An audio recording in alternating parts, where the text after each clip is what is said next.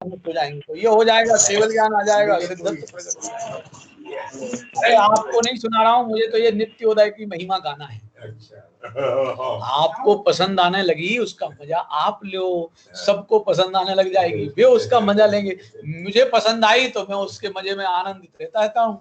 मैं अपने चित्त पे काय को आकुलता का जबरदस्ती बोझा ला दूं? काय का कोरोना और काय का डोरोना, हमारा क्या लेना देना है? समझ में आया? यहाँ तो निश्चिंत होकर जीवन जियो। अपन वो पदार्थ हैं कि जिस पर किसी विश्व के दूसरे पदार्थ का कोई आक्रमण आता ही नहीं है। नित्य उदित रहने वाला, नित्योदयम दलित मोह महांधकारम। हे प्रभु, आपकी सर्वज्ञता का जो अद्भुत प्रकाश है वो नित्य ही उदित रहने वाला है, और वह मोह रूपी मोह के महान अंधकार को दल देने वाला है, नष्ट कर देने वाला है। और गजब की लीला, गम्यम न राहु बदनस्य न वारिदानाम। अरे वो राहु के बदन के द्वारा, राहु के मुख द्वारा ढकता नहीं है, ग्रसित नहीं होता है, और न वारिदानाम काले। हाँ वही सब इसीलिए बोल रहा हूँ। दूसरा, न वारिदानाम, वारिद माने बादल, अरे शब्द कितने बढ़िया बढ़िया। देखो असल में क्या है, अपन थोड़ा सा शब्द को जरा विग्रह करके अलग अलग करके पढ़ लो। वारी द, वारी माने जल, हाँ जी, थोड़ी सी स्पेशल वो इसके लिए शब्दावली नहीं, थोड़ा धैर्य चाहिए बस। जल्दबाजी में हम अर्थ नहीं निकाल पाते हैं। वारिद, वारी द, वारी माने जल, द माने देने वाला, जल देने वाले कौन है? बादल। तो बादलों की काली घनघोर घटा भी आ जाए तो भी जिसके तेज को कोई ढक नहीं सकता ऐसा, और राहु के द्वारा जो कभी ग्रस्त नहीं होता ऐसा, नित्य ही उदित रहने वाला, जिनका केवल ज्ञान हमारे सामने है, हम उनकी स्तुति कर रहे। आ गया, नित्योदयम दलित मोह महांधकारम गम्यम न राहु वदनस्य न वारिदान। राहु वदनस्य माने राहु के द्वारा मुख ग्रहण नहीं किया जाता, और ना ही बादलों के द्वारा जो ढका जा सकता है। अब आप कहोगे ढका जाने के लिए शब्द कहाँ है? संस्कृत में ढका जाने के लिए शब्द नहीं दिख रहा है। असल में वो अपने को अर्थ देखना आवे तब दिखाई देवे। गम्यम न, अब गम्य का मतलब दो जगह अलग अलग लगेगा।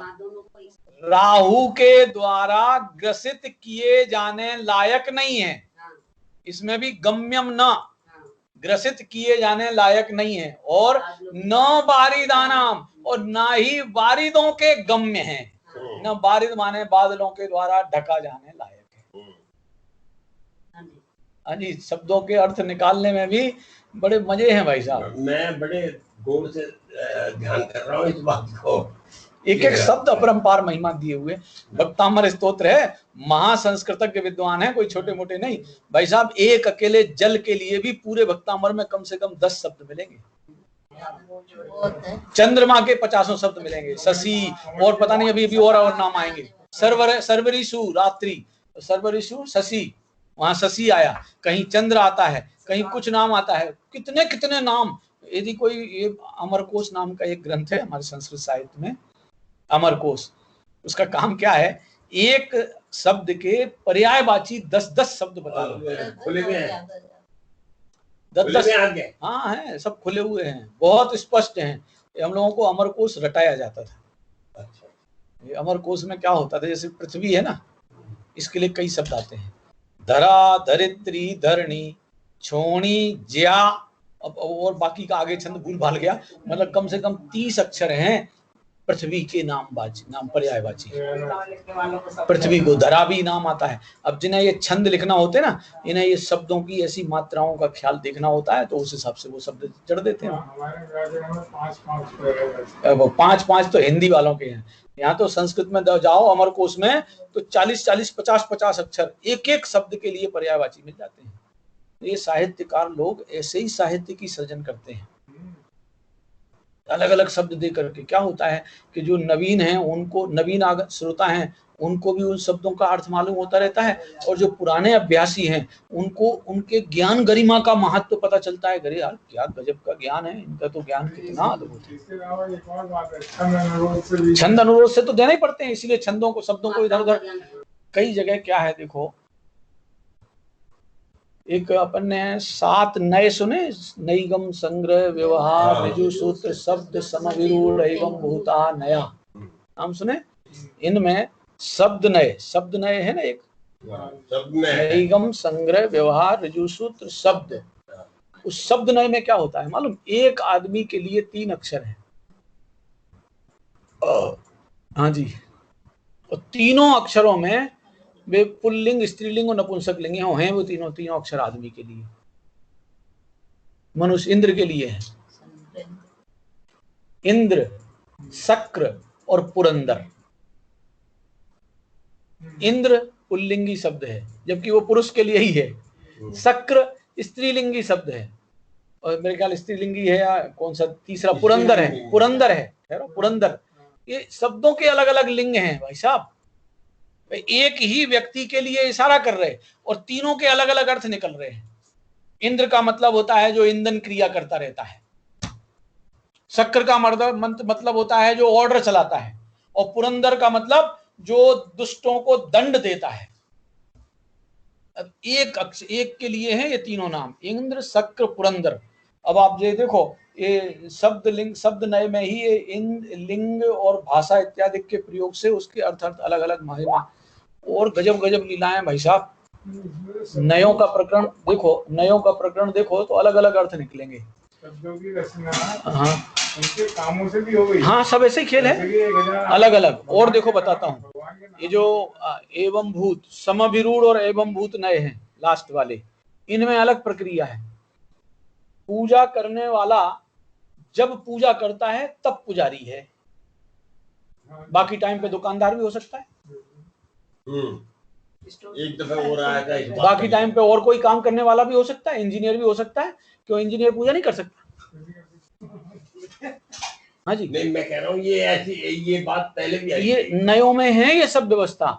हमको अर्थ समझने में ये नयों का प्रयोग लगाना आ जाए तो हम अर्थ से सार्थक प्रयोजन साधने की ताकत रखते हैं, क्योंकि नयों का प्रयोग ही इस जीव को अज्ञान से बचाने के लिए समर्थ ताकत देता है। नयों का प्रयोग करना नहीं आया मतलब हम जिनेंद्र भगवान की वाणी के रहस्य को सीख ही नहीं सकेंगे भाई साहब। वो हैं अपने आचार्य, बताता हूँ उनका श्लोक बताता हूँ, गाथा है। माइल धवल आचार्य है, माइल धवल, नए चक्र लिखा है उन्होंने, भारतीय ज्ञानपीठ से छपा है, मेरे पास है, माइल धवल। उसमें उन्होंने एक गाथा लिखी है, अत्यंत निशित धारम दुरासदम जिनवरस्य नए चक्रम। जिनेंद्र भगवान का नए चक्र अत्यंत पेनी तीक्ष्ण धार वाली तलवार जैसा है, बहुत कठिन पड़ता है, इसको समझे बिना पार पड़े नहीं, और समझे इन्हीं को समझता रहे तो पार पड़े नहीं। गजब की लीला है भाई साहब। इनको समझे नहीं तो पार नहीं पड़ता, और इन्हीं को ही समझने में चित्तवृत्ति लगा देवे तो भी पार नहीं पड़े। इनका काम ले लेना और अपने को समझ के निकल लेना। ये तो भाई साहब नदी पार करने के लिए नाव जैसी है, बैठना भी जरूरी है और उतरना भी जरूरी है। अब यदि हमने बीच में उतरने की कोशिश कर ली, डूब जाऊंगा, बैठे ही नहीं, जब उतरना ही है तो हम बैठे ही काहे को? अपन बड़े महा होशियार हैं, अपन लोग सब कलाएं जानते हैं सब, जब बैठना उतरना ही है तो फिर बैठे ही काहे को? भाई साहब मत बैठो, तुम इसी पार रह जाओगे, इसी पार रह जाओगे। और यदि बैठने के बाद हड़बड़ी मचाई कि हमें तो उतरना ही है, तो मझधार में उतरोगे और डूबोगे। आ गया। और बाद में अपने पार पहुंचने पर उतरना भी जरूरी है, वहां उतरना। यदि नहीं उतरे तो मझधार में पड़े रहोगे, और उतर के अपने पार उतर जाओ। कर ले पार, उरले पार। अब समझ में आया? इस पार उस पार मझधार, इनके लिए नाव का प्रयोग बहुत जरूरी है। ऐसे नयों की समझ के बिना आत्म तत्व की सहज प्राप्ति संभव नहीं। और जो नयों को ही समझने में लगा रहे वो भी आत्म तत्व की प्राप्ति कर सकता नहीं। इसलिए क्या करना कि नयों के माध्यम से आत्म तत्व का स्वरूप समझकर आत्मा की अनुभूति में लगना, नयों को छोड़ देना। कपड़े धोने के लिए, मैल निकालने के लिए साबुन लगाना पड़ता है। साबुन अब कोई कहे धोना ही है, निकाल के बाहर करना ही है, तो लगाए काहे को? मत लगा, कपड़ा गंदा पड़ा रहेगा। साहब अब लगाया है तो फ्री फंड का तो आया नहीं है, लगा ही रहने दो, तो मैल ही बना रहेगा। मैल ही बना रहेगा, दूसरा पहनना नहीं जाएगा। अरे पहनना तो तब होगा जब साफ होगा। साफ होगा कैसे से? जब तुम साबुन को ही नहीं फेंकने दोगे तो मैल कहाँ जाएगा? मैल भी तो साबुन के संग में ही जाएगा कि नहीं जाएगा? जैसे मैल निर्दय होकर बहा दिया जाता है, ऐसे साबुन भी भले चाहे वो 10 रुपए का आवे चाहे 100 रुपए का आवे, मैल के संग में ही बहाना पड़ेगा। यदि उसको संग्रह करने की कोशिश की तो वस्त्र में से मैल दूर नहीं होगा। ऐसे मोह की परिणति का मैल दूर करने का तरीका ये नए का ज्ञान है, बहुत आवश्यक में आवश्यक है। मेरे ख्याल आज तो ये कई छंद पूरा नहीं होता दिखाई देता, और टाइम 22 हो गए। आ रहा ना ख्याल में? नित्योदयम दलित मोह महांधकारम, क्या हुआ जाना है? नित्य ही उदित रहने वाला और दलित मोह महांधकारम, मोह के महान अंधकार को दल देने वाला, नष्ट कर देने वाला। गम्यम न राहु वदनस्य, राहु के मुख द्वारा ग्रहण नहीं किया जाता, माने उसको क्या बोलते हैं, राहु के ग्रस नहीं लिया जाता। और न बारिदानाम, ना ही बादलों के द्वारा ढका जा सकता है। विभ्राजते तव मुखाब्ज मनल्प कांति, विद्योतय जगद पूर्व शशांक बिंबम। अद्भुत, शशांक माने चंद्रमा, लो एक और नया आ गया चंद्रमा के लिए। शशांक बिंब, अद्भुत शशांक बिंब हो। कैसे हो? विद्योतयद जगद अपूर्व, विद्योतयद माने चमचमा रहे हो, जगत में अपूर्व चंद्रमा के समान आप निरंतर चमचमाते रहते हो। विभ्राजते तव मुखाब्ज मनल्प कांति, आहा, अनल्प, अनल्प कांति। अल्प कांति कहती हैं कम कांति को, और अनल्प कांति माने अद्भुत कांति, अतिशय कांति युक्त। ऐसे आप हे प्रभु, आपका मुख ही इतना अद्भुत कांति स्वरूप है। ये है, हिंदी में आएगा अभी। मुख विश्व प्रकाशक मुख सरोज तब, अधिक कांतिमय शांति स्वरूप, सर्वोत्तम कांति स्वरूप। देखो जहां भगवान जिनेंद्र प्रभु विराजते हैं समोसरण में, वहां 132 सूर्य और चंद्रमा बैठते हैं आके, देव इंद्र बैठते हैं। सूर्य चंद्रमा विमान तो बाहर घूमते रहते हैं, वो टाइम कोई बिगड़ता नहीं है, वे तो सब अपने अपने क्षेत्र में घूमते रहते हैं विमान। इंद्र यहाँ बैठा होता है समोसरण में। 100 काय को हो जाएंगे? 132 सूर्य, तो 132 सूर्य और 132 चंद्रमा में भी सारे के सारे इंद्र थोड़ी है। सूर्य और चंद्रमा 2 इंद्र और प्रति इंद्र हैं, 2 ही तो हैं, बस 2 ही हैं। 100 से ज्यादा काय हो जाएंगे? नहीं, मतलब 132 हैं, तो 132 इंद्र। अरे इन लोगों के लिए कोई भरत क्षेत्र थोड़ी अकेला डिवाइडेड है, तो 2.5 द्वीप में है। तो 2.5 द्वीप में ही है ना, तो उनको तो पूरे 2.5 द्वीप में घूमने फिरने की है ना। इंद्रों को तो ताकत है ना, विमान नहीं जाएगा क्षेत्र से बाहर, इंद्र तो जा सकता है ना। तो भगवान के समोसरण में आके बैठते हैं, देवता रूप में आके बैठेंगे। जम्बूद्वीप के 100 इंद्र। देखो आप हो मान लो दिल्ली के राजा, ठीक है, और ये हैं हरियाणा के राजा, ये हैं उत्तर प्रदेश के राजा।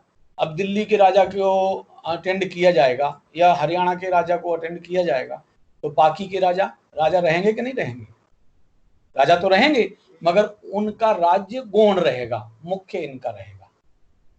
ऐसे जो इंद्र के रूप में 100 इंद्र आते हैं, तो ये लोग 2.5 द्वीप से बंधे हुए नहीं हैं, घूमेंगे 2.5 द्वीप में ही, मगर ऐसा नहीं है कि वो उस एरिया का सूर्य विमान, सूर्य का देवता जो है वो वहीं रहेगा, यहाँ भी आ सकता है, उनको है गमन करने की ताकत, 2.5 द्वीप में ही गमन करने की ताकत है। खैर क्या देख रहा था मैं, नित्यो ऊपर क्या गया, विभ्राजते तव मुखाब्ज अनल्प कांति। हे प्रभु, आपका जो मुख है वह आपका मुख ही अद्भुत कांति का धनी हुआ विराजमान रहता है। विभ्राजते माने विद्यमान, चमचमाता रहता है। विद्योतयत जगत अपूर्व शशांक बिंबम, ऐसा अनुभव में आता है कि जिससे इस जगत का यह अपूर्व चंद्र बिंब है। अपूर्व चंद्र बिंब माने क्यों कहा अपूर्व, क्यों कहा? क्योंकि ये जो चंद्रमा है ये तो दिन में फीका पड़ जाता है, पर आपका चंद्रबिंब ऐसा है नेचर से अनंत शीतल और बाह्य से प्रकाश स्वरूप इतना अद्भुत कि करोड़ों सूर्य की आभा एक अकेले उनके मुख मात्र के दर्शन में होती है। ताप नहीं लगेगा। अब ये अद्भुत जगत में तो ऐसा स्वरूप नहीं दिखाई देवे कि ताप भी ना हो और करोड़ों सूर्य की आभा उनके चेहरे से चमकती दिखाई देवे और अंतरंग से शीतल दिखे, खुद भी शीतल, और जो उन्हें देखे वो शीतलता को प्राप्त हो जाए। ऐसी अद्भुत कांति के धनी। दोबारा संस्कृत पढ़ लो, अपने आप अर्थ निकल के आने लगेगा। नित्योदयम दलित मोह महांधकारम गम्यम न राव वदनस्य न वारिदाना विभ्राजते तव मुखाब्ज मनल्प कांति विद्योतय जगदपूर्व शशांक बिंबम। हिंदी पढ़ता हूँ।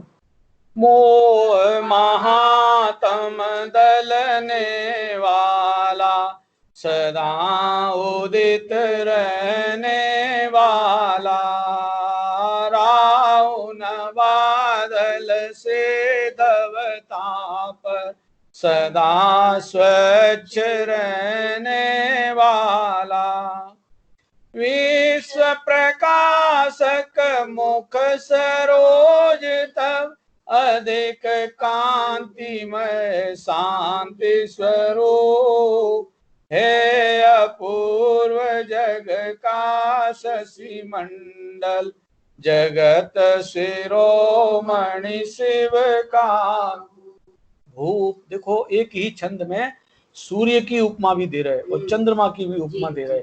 सरोज कहलाता है सूर्य, सरोज का मतलब कहलाता है कमल। सर में जो उत्पन्न होता है वो कमल, तो वो सूर्य के प्रकाश में ही उत्पन्न होता है, चंद्रमा की आभा में नहीं प्रकाशित होता है। तो आपका मुख मोह का अंधकार नाश करने वाला और अनंत आनंद की उपलब्धि देने वाला। हाँ जी, कमल का खिलना माने आनंदित प्रफुल्लितता देना, और अंधकार का नाश होना माने मोह का खत्म हो जाना। आपका मुख सरोज, आपका मुख रूपी कमल अद्भुत चमचमाता हुआ अद्भुत कांति सहित निरंतर विराजता रहता है कि जिसके सामने, जिससे ऐसा लगता है कि आप तो इस जगत के अपूर्व चंद्र हैं। प्रकाशक के रूप में तो सूर्य की उपमा ही चलती है ना ज्यादा, तो वो अद्भुत सूर्य चंद्रमा की उपमा, दोनों की उपमा जिनेंद्र भगवान आदिनाथ प्रभु के प्रति समर्पित की है। टाइम 19वां छंद सोच के तो मैं आया था आज 19, 20, 21 भी करूंगा, मगर अब वो जो होने की योग्यता होती है उसी हिसाब से ही होता है ना, आपने किए से पता नहीं। 19वां श्लोक अपन कल सुबह शुरू करेंगे, अभी यहीं। सहजानंदी शुद्ध स्वरूपी अविनाशी आत्म स्वरूप, सहजानंदी अविनाशी आत्म स्वरूप, सहजानंदी शुद्ध स्वरूपी अविनाशी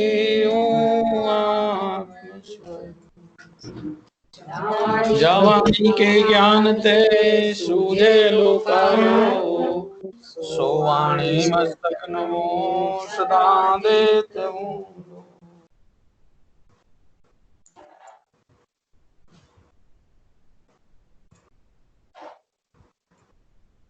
तो ये रिकॉर्ड करना कॉल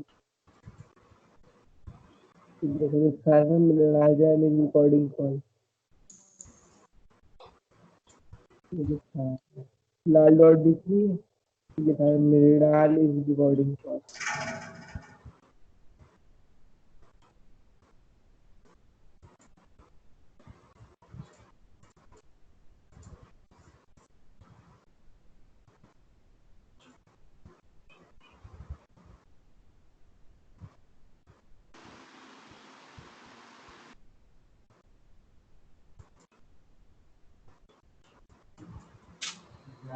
बोले द्वाद सांग जिनवाणी माता की जय। परम दिगंबर जैन धर्म की जय। पवित्र तीर्थंकर भगवान की जय।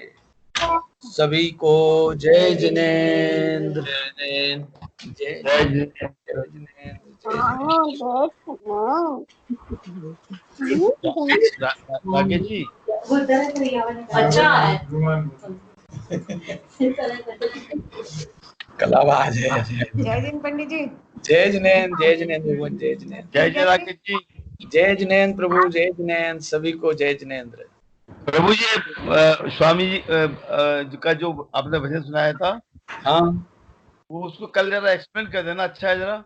मैं आपको भेज भी देता हूँ। हाँ ठीक है ना। ठीक है जी। और फिर आपको आप सुनना आप एक्सप्लेन भी करने की कोशिश करूंगा। वो मेरे पास है वो भजन है पहले सुनूंगा। रिटिन में भी मेरे पास वो भजन है मैं करूंगा उसको। ठीक है मैंने सुना नहीं है वो। हाँ जी। और बताओ सब बढ़िया है। बढ़िया। चित्त में प्रफुल्लितता रहना चाहिए। कोरोना मोराना को याद करने की जरूरत ही नहीं है। नहीं, कोरोना को मरने दो। बहुत प्रफुल्लता है जी।